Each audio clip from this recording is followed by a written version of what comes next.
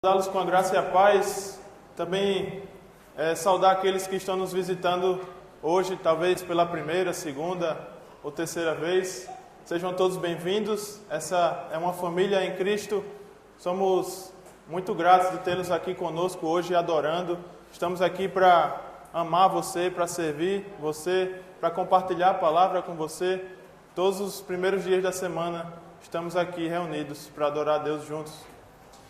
Então, hoje, na nossa mensagem, acabamos de ler Romanos capítulo 6, um texto bem poderoso, cheio de informações preciosas para a nossa vida.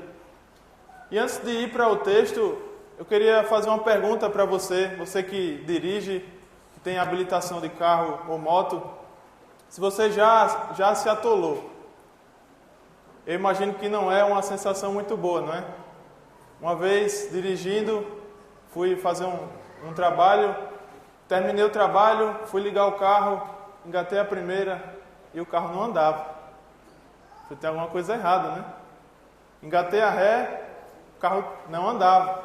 E a lama começava a cobrir o para-brisa do carro e o vidro da janela e eu não saía do lugar. E bate aquele desespero, né? Você sabe que está atolado. Quantas vezes na nossa vida a gente também fica atolado, né? Quantas vezes a gente não vai nem para frente nem para trás, ficamos paralisados, estagnados, atolados, às vezes em culpa, às vezes em medos, às vezes em relacionamentos, às vezes no pecado. E o texto de hoje, o texto que acabamos de ler, e vamos continuar lendo e relendo esse texto, ele fala sobre como a gente pode, como Deus fez para nos tirar do atoleiro da lama, do pecado. Como é que a gente pode ser livres desse pecado que nos atola, que nos prende. Então esse é o objetivo da nossa mensagem. Ver como Deus nos tira desse atoleiro do pecado, nos limpa e nos dá uma vida nova. Então, aqui no verso 1, Paulo começa fazendo uma pergunta que seria retórica, não precisa de resposta, mas assim mesmo ele dá. Que diremos então? Continuaremos no pecado para que a graça transborde? No verso 2 ele diz, de maneira nenhuma. Não sei se você já passou por essa experiência, mas às vezes a gente comete um pecado e a gente fica, um pecado a mais, um pecado a menos, não vai fazer diferença. Deus vai me perdoar de todo jeito. E era esse tipo de pensamento que estava tomando conta da igreja em Roma. E Paulo, escrevendo essa carta, vai dizer, vocês estão errados. Essa forma de pensar, vou pecar mais para que Deus me perdoe mais, está errado. Fazendo isso, a gente está se desfazendo da graça de Deus, do sacrifício de Deus na cruz. Então veja como ele começa esse texto, falando sobre a graça que nos perdoa. Irmãos, Paulo aqui não está defendendo o perfeccionismo. Paulo não está dizendo que nós precisamos ser perfeitos, que nós não pecamos e vamos ficar sem pecado o resto da vida. Uma história conta que uma mãe acompanhando a filha após o seu batismo, a filha sai do batistério, a mãe abraça a filha e faz a seguinte pergunta: filha, e se o diabo bater na sua porta, o que é que você vai fazer? A filha olha para a mãe e diz, mãinha, se o diabo bater na minha porta, eu peço para Jesus atender. E é sobre isso, irmãos. O pecado vai bater na nossa porta. Não somos perfeitos, mas estamos em processo de aperfeiçoamento através de Jesus. O pecado vai bater na nossa porta. Vamos ser tentados, provavelmente diariamente, mas ao fim do dia, dizendo não para o pecado, a gente pode ser realmente vitoriosos e agradecer a Deus por isso. E o chamado de Paulo aqui nesse texto, irmãos, é: nós não somos escravos do pecado. O pecado já não tem domínio sobre a nossa vida. E ele vai explicar isso, o porquê. Mesmo nos convertendo, nos batizando, o pecado vai continuar batendo na nossa porta. Mas o que Paulo quer que eu e você saibamos é que nós não somos mais escravos do pecado. Do verso 2 até o verso 5, Paulo vai dar uma explicação de por que o cristão não pode continuar vivendo no pecado. Um cristão, um discípulo de Jesus, não pode continuar vivendo no pecado. Verso 2 ele diz: nós, os que morremos para o pecado, veja essa frase que Paulo vai dizer, nós morremos para o pecado. Como ainda podemos viver nele? Se nós, uma vez que já morremos para esse pecado, como é que a gente vive nele, se ele já está morto?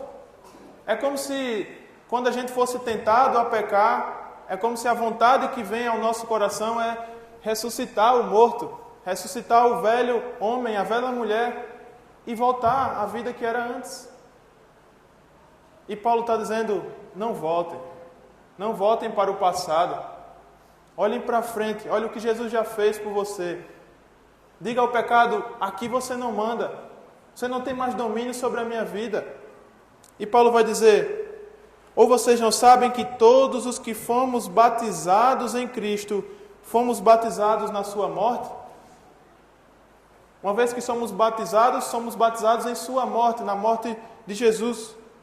E no verso 4, ele vai dizer, portanto, fomos sepultados com ele na morte por meio deste batismo, a fim de que, como Cristo foi ressuscitado dentre os mortos pela glória do Pai.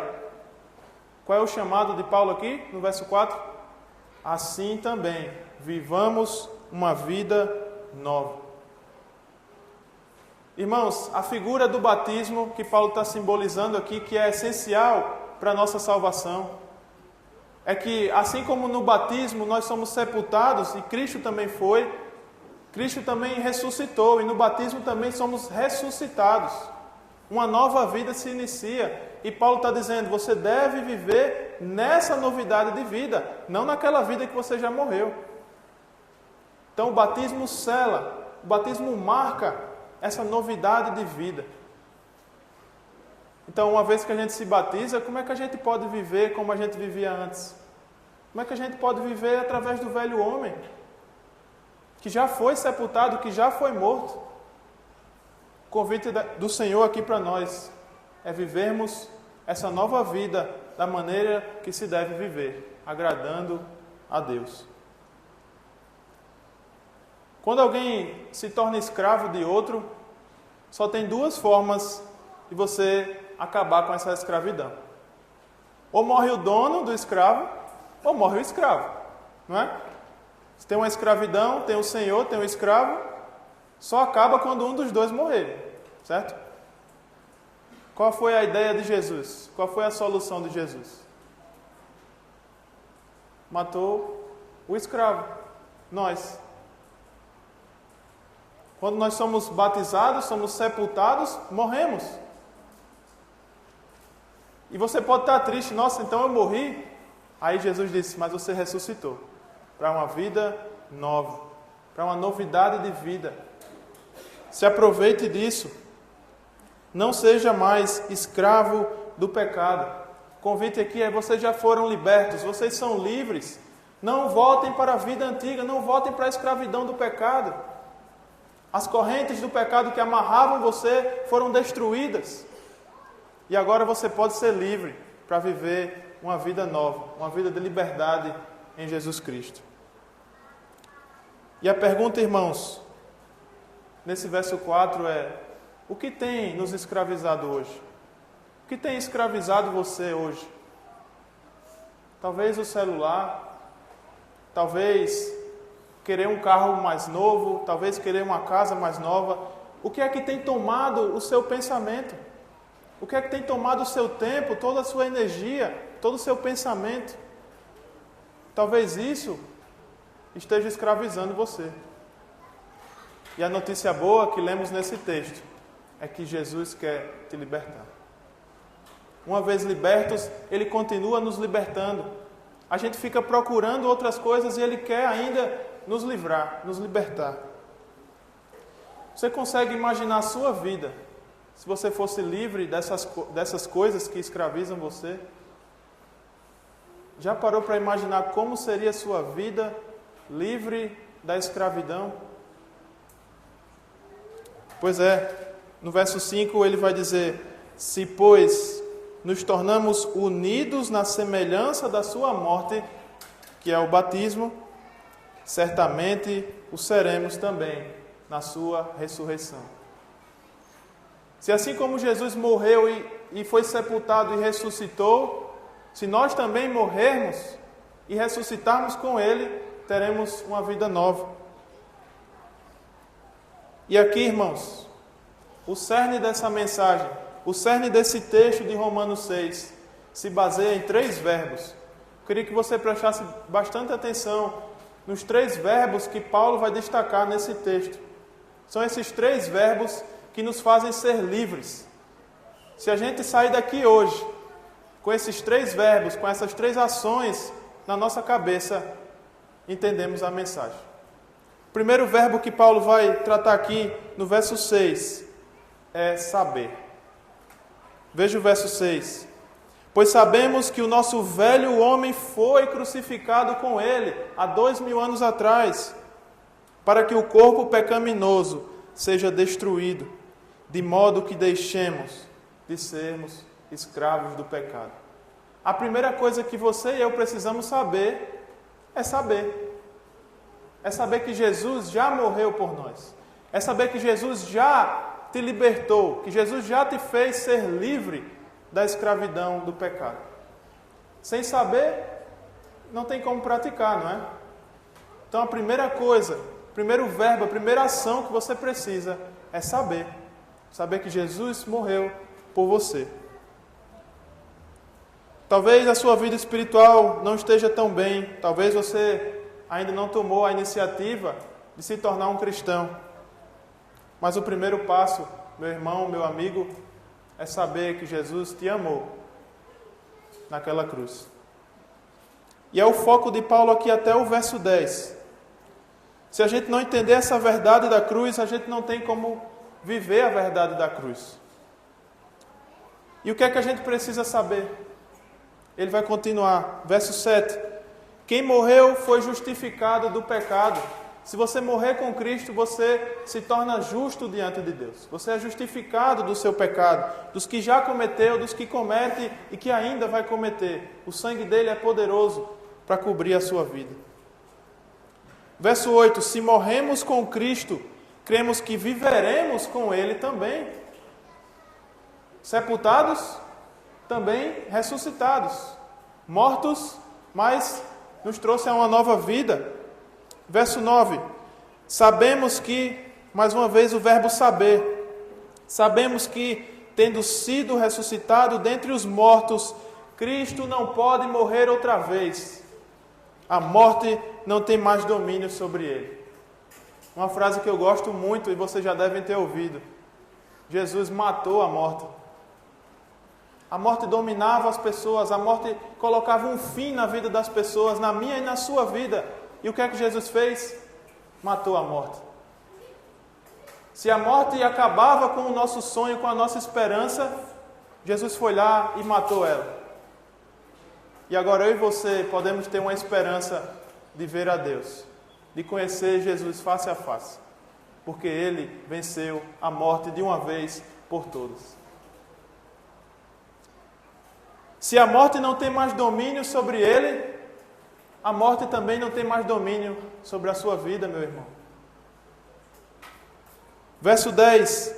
No que se refere à morte, Jesus morreu para o pecado de uma vez por todas. No que se refere à vida, vive para Deus. E o convite aqui para você é o mesmo. Jesus morreu e matou a morte. E agora vive para Deus. O convite para você é o mesmo. Morra para você mesmo e viva para Ele. E experimente o que é ser verdadeiramente livre.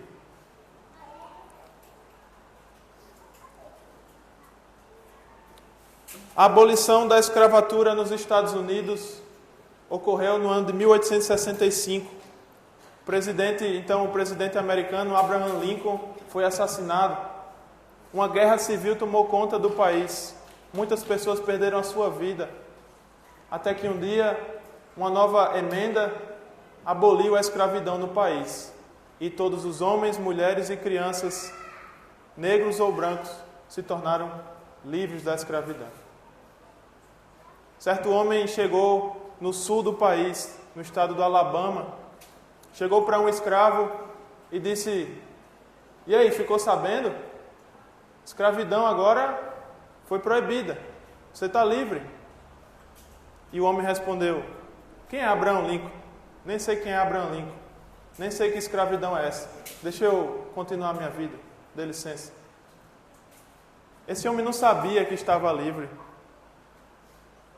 Saber que estava livre poderia mudar a sua vida, mas ele não sabia.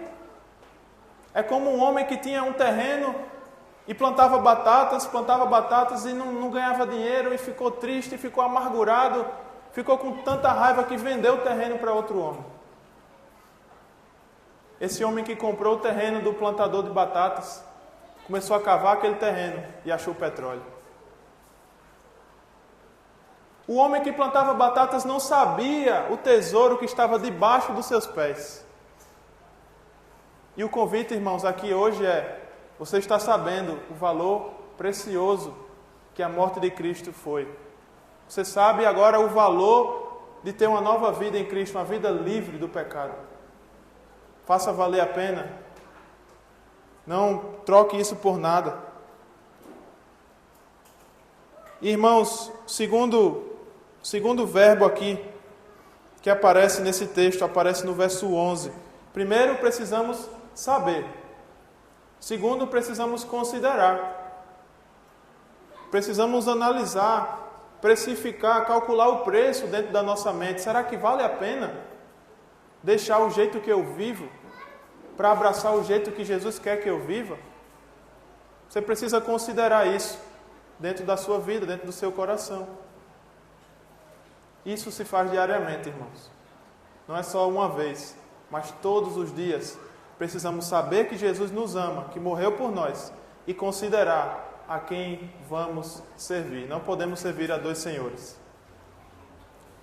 E no verso 11 ele diz: assim vocês também se considerem de fato mortos para o pecado. Considerem que vocês morreram para o pecado, mas estão vivos para Deus em Cristo Jesus.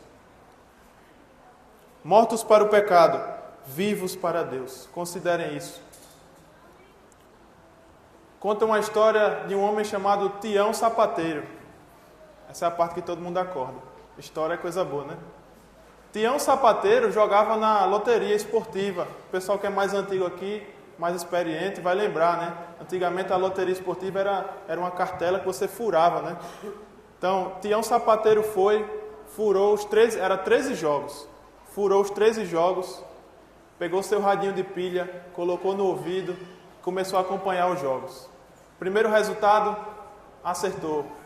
Aí começou a pular dentro de casa. Segundo jogo, acertou. Oitavo jogo, acertou. 10º jogo, acertou, faltava 3. Tião Sapateiro já estava pulando dentro de casa. Chegou no 12º jogo, Tião Sapateiro acertou. Imagina a felicidade, os cachorros pulando, os meninos pulando no sofá.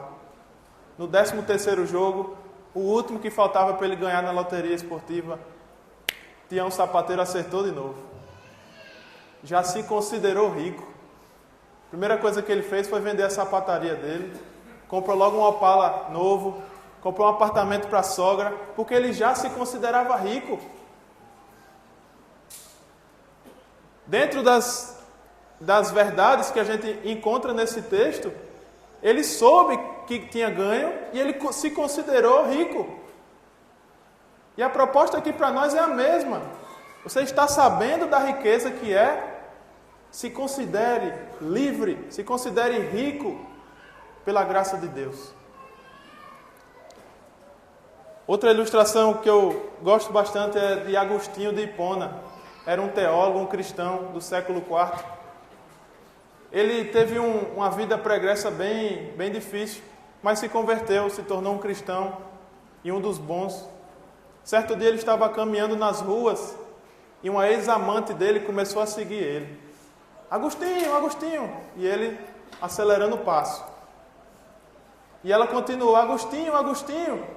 E ele acelerou o passo, sabia que estava sendo seguido. E na terceira vez a mulher, Agostinho, sou eu. Ele virou para ela e disse, mas não sou eu não. E continuou andando. Às vezes é assim que tem que acontecer conosco. O pecado fica chamando, fica batendo a porta. E a gente tem que dizer para o pecado, mas não sou eu não. Vá-se embora. Jesus nos chama, irmãos, para sermos livres do pecado. Ainda que o pecado bata a sua porta, ele pode te dar a vitória e ele já te deu a vitória. Irmãos, no verso 12, já concluindo esse texto tão rico, tão maravilhoso, Paulo vai dizer, portanto, irmãos, não permitam que o pecado reine no corpo mortal de vocês, levando-os a obedecer aos desejos malignos dele. Paulo está querendo dizer aqui que o pecado é como se fosse um rei, querendo reinar sobre o nosso corpo. E o corpo aqui envolve todas as áreas, a parte física, a parte mental, a parte emocional. O pecado quer reinar todo o nosso ser, quer ocupar a nossa mente, quer estar em todo lugar como instrumento dele. E o chamado de Paulo aqui é, não reine o pecado em vocês. Não permitam que o pecado reine. Faça o que quiser na sua vida. Dê um limite a ele. Diga, aqui você não manda. E aí você pode pensar, mas isso é porque eu sou forte demais? É porque eu sou espiritual demais? Porque eu sou inteligente demais? Não. É porque Jesus faz você ser forte. É porque Jesus faz você poder driblar o pecado. E o último verbo, irmãos. O último verbo que aparece nesse texto, e a gente precisa aprendê-lo, é oferecer-se. Primeiro, nós sabemos. Segundo, nós consideramos. E por fim, o ato final é se oferecer. Diante de tudo isso que Jesus apresentou para você, a vida que Ele quer que você tenha, você precisa tomar uma decisão. Se oferecer ao pecado ou se oferecer à liberdade em Cristo. Um escravo não tinha domínio sobre o seu corpo. Tudo o que ele fazia era para o seu Senhor. Todo o seu trabalho era para o seu Senhor. E o convite aqui é oferecer tudo o que nós temos, tudo o que nós somos a esse novo Senhor, que é Deus. Não ao Senhor pecado, que comandava a nossa vida antes. E a pergunta, irmãos, volta a aparecer. A quem nós temos servido? Não podemos servir a dois senhores. Ou estamos servindo a Deus, ou estamos servindo ao pecado. E o convite nessa manhã, sirva a Deus. Sirva a Deus. Verso 14, verso 13 ainda, o final. Se ofereçam a Deus como quem saiu da morte para a vida. Você foi morto, mas ressuscitou. Você saiu da morte, do lamaçal, do atoleiro do pecado e ganhou uma nova vida. Se ofereça a Deus. Ofereça os membros do corpo de vocês como instrumentos de justiça para Deus. E o verso 14, ele termina da mesma forma que ele começou o verso 1. Vocês lembram da palavrinha que ele usou no verso 1? Graça. E ele termina o verso 14 com a mesma palavra. Assim, o pecado não deve ter domínio sobre vocês, porque vocês não estão debaixo da lei, mas vocês estão debaixo da graça. Graça é um presente, um favor que a gente não merece, mas mesmo assim a gente recebe. A gente não merecia isso, mas Ele fez por mim, por você, por toda a humanidade.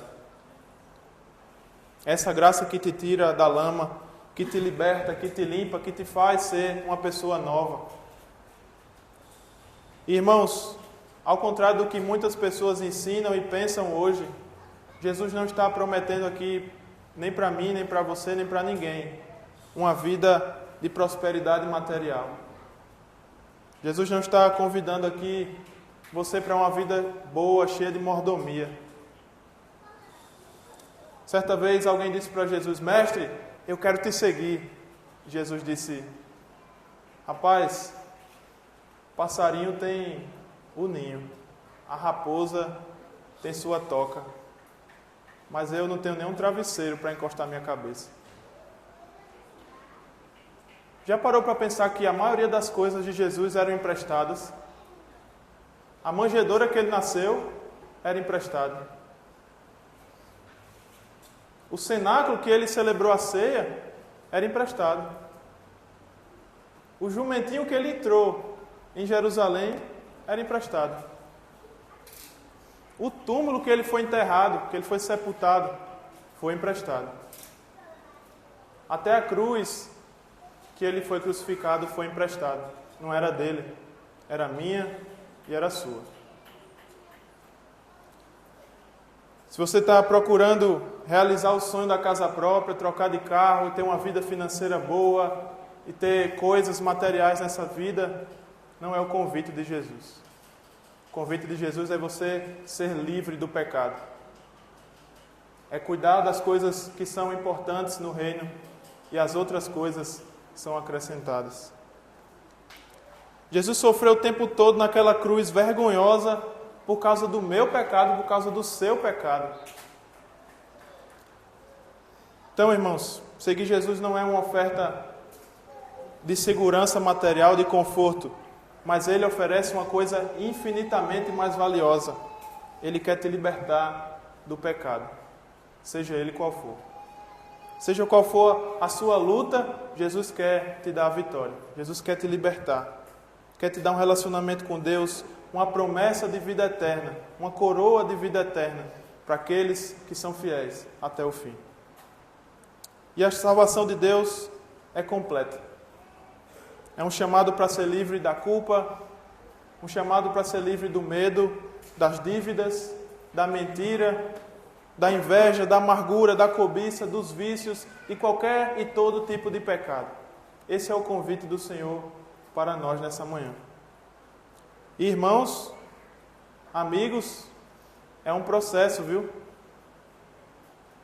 Conta uma história que um homem era tão grosso, a gente fala pavio curto, que eu acho que ele nem tinha pavio, já pegava direto na pólvora. Nem pavio ele tinha. E aí esse homem se batizou, conheceu Jesus, começou a estudar a Bíblia. E aí foi subir no ônibus para ir para casa, o ônibus passou direto, esse homem explodiu. E aí chegou para o irmão e disse: não vou ser cristão mais não, que negócio difícil. É um processo, né? A gente não fica curado dos nossos problemas do dia para a noite, mas temos a promessa de que seremos curados deles. É um processo diário, uma transformação diária e eterna. O Senhor quer te transformar. O Senhor quer me transformar à imagem e semelhança do seu Filho. Os passos são esses. Quer viver uma vida vitoriosa sobre o pecado? Agora você sabe que Ele morreu por você. Então considere, calcule o preço. Se você está disposto hoje a abandonar essa vida e agarrar a vida que Deus está te oferecendo. E por fim, se ofereça a Deus, assim como Ele se ofereceu primeiro a você, se ofereça diariamente a Ele, hoje e sempre. Ele quer te dar uma vida nova. Pai, somos eternamente gratos ao Senhor pelo Teu eterno propósito que foi revelado através de Jesus Cristo. Senhor, somos tão gratos a Ti porque nossa expectativa era morrer. E depois dessa morte, nada vem depois. Só vem tristeza, angústia, sofrimento e dor. Mas graças a Jesus Cristo, o nosso Senhor, o nosso Salvador, nós podemos ter essa liberdade da morte. Podemos ter essa liberdade contra o pecado. O Senhor nos limpa, o Senhor nos cura, o Senhor nos faz pessoas novas cada dia. E já podemos observar isso em nossa vida. Quem nós éramos antes, quem somos hoje, já temos uma transformação grande e não queremos que pare por aí. Queremos conhecer o Senhor, queremos saber quem o Senhor é. Queremos considerar o sacrifício do Senhor como válido, como perfeito, como valioso todos os dias de nossa vida.